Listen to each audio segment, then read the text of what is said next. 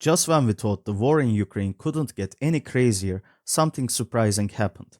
Apparently, North Korea is sending soldiers to Russia to join the war in Ukraine. First, there was footage showing North Korean soldiers getting Russian uniforms. Then there were videos of them training in eastern Russia. And now, Ukraine is reporting that the first North Korean units have actually entered active war zones in Russia's Kursk Oblast. Also, these reports are backed by intelligence reports from South Korea and the United States Secretary of Defense. But of course, this raises a lot of questions. So, let's see what this means for the war going forward.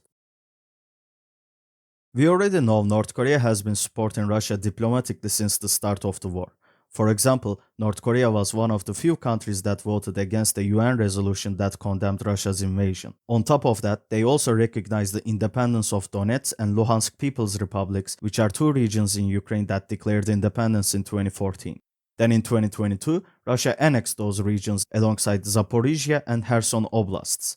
143 countries condemned Russia for this, but as you might have guessed, North Korea congratulated Russia. North Korea didn't just stop there, they went on to send millions of artillery shells and loads of ammunition to Russia.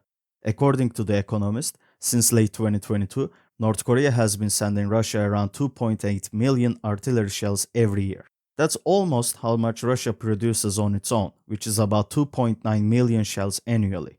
So, North Korea's help is really keeping Russia's supply steady.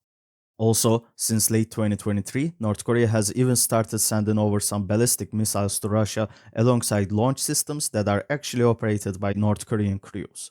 But the biggest shift happened when Russia and North Korea signed the defense pact on June 18th. Basically, the agreement says that if either country gets attacked, the other one will help right away, using all means necessary.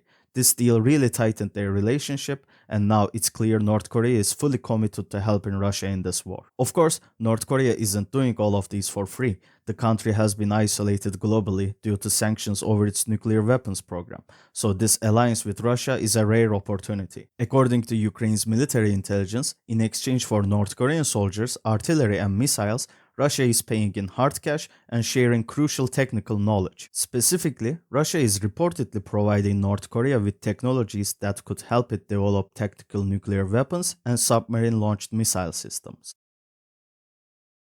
According to reports from Ukraine and South Korea, some North Korean soldiers are already fighting on the front lines in eastern Ukraine.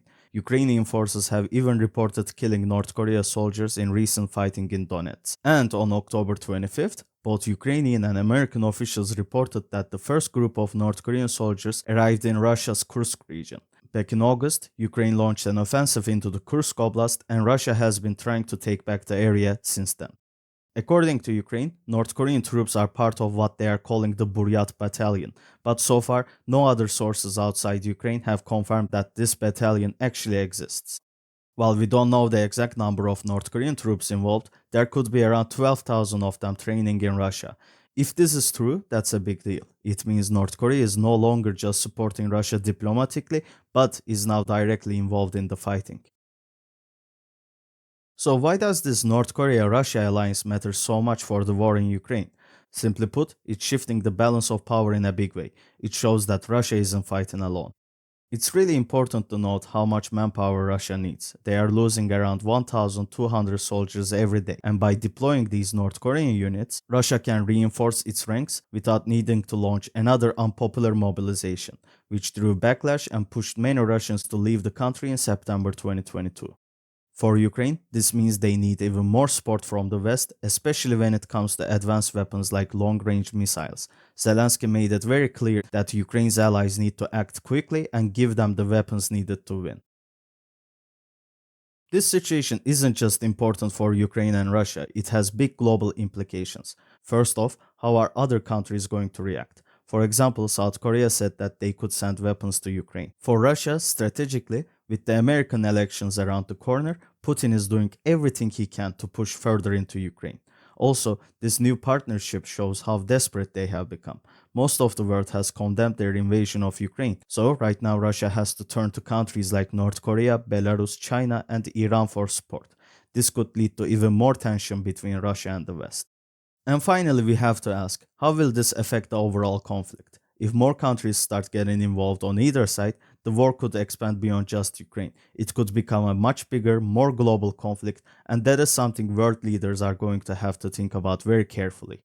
So, in summary, North Korea's involvement in the Ukraine war is a major development. It shows that Russia is reaching out for help from unexpected places, and it's making the situation even more complicated. For Ukraine, this means they need more support from the West, and they need it fast. So, essentially, this all means the war in Ukraine is far from over. And with North Korea joining in, we could be entering an even more dangerous phase of the conflict. Thank you so much for watching, and I will see you guys in the next video.